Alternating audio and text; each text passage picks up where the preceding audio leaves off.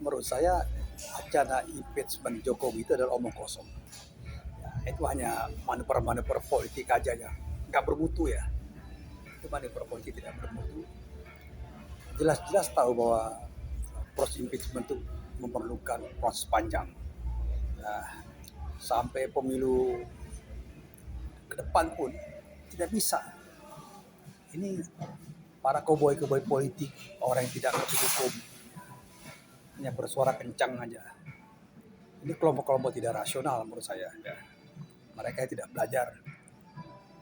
Nah, kemudian kalau seandainya pun ada sarjana hukum di sana, orang belajar hukum, saya nggak ngerti bagaimana dia bisa memahami pasal 7B Undang-Undang 45 proses impeachment. Kemudian ini isu ketinggalan zaman, isu kereta. Kalau mau impeachment Jokowi mah dari kapan ya? Ya kan? Tapi kan tindakan politik, keputusan politik bukan hanya Jokowi sendiri, ada juga di backup DPR. Ya. Jadi jangan karena hampir kalah kemudian panik.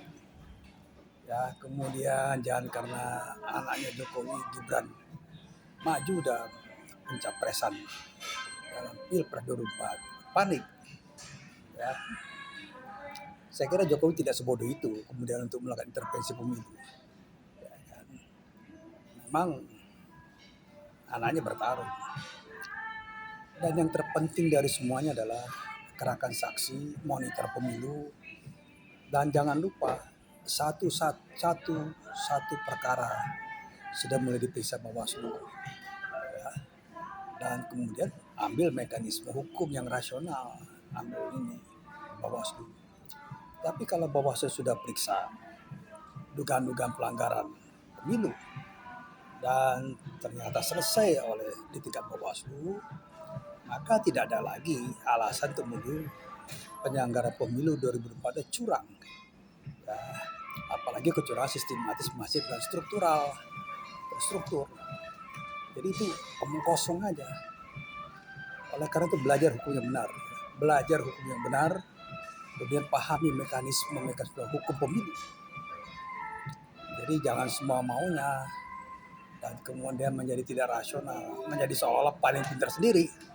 Ya apalagi Faisal Segaf bilang saya, ya dia menuding ahli tata negara, dia menuding Profesor Yusril Iza Mahendra, menuding Jim Dasliki. Saya kira orang semacam ini tidak punya sopan santun, ya. Tidak punya sopan santun terus terang, tidak punya adab.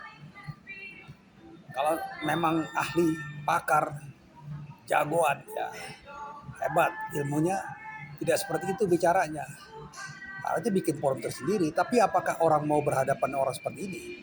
Saya kira tidak akan mau orang berhadapan seperti ini. Mengukur kualitasnya, mengukur tabiatnya. Ya, orang-orang seperti Yusril, Prof. Jimli tidak akan merendahkan berhadapan dengan orang-orang seperti ini. Itu pasti itu. Jadi saya kira ya kepada seluruh rakyat Indonesia, mari kita song-song pemilu 2024 dengan optimisme dan pilihan masing-masing. Dan tidak ada intimidasi. Anda harus lawan intimidasi. Anda lawan harus bujuk rayu. Jadi serahkan semua mekanisme kepada pilihan rakyat. Karena rakyat akan berdaulat untuk menentukan pemilu, menentukan pemimpin siapa yang ke depan.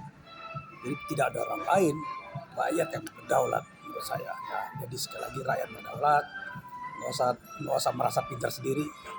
Apalagi memang tidak punya basic untuk mengatakan sesuatu. Kalau bicara politik, bicara seperti warung kopi ada, tapi bicara hukum, ada mekanisme, ada hukum acara, dan itu tidak main-main.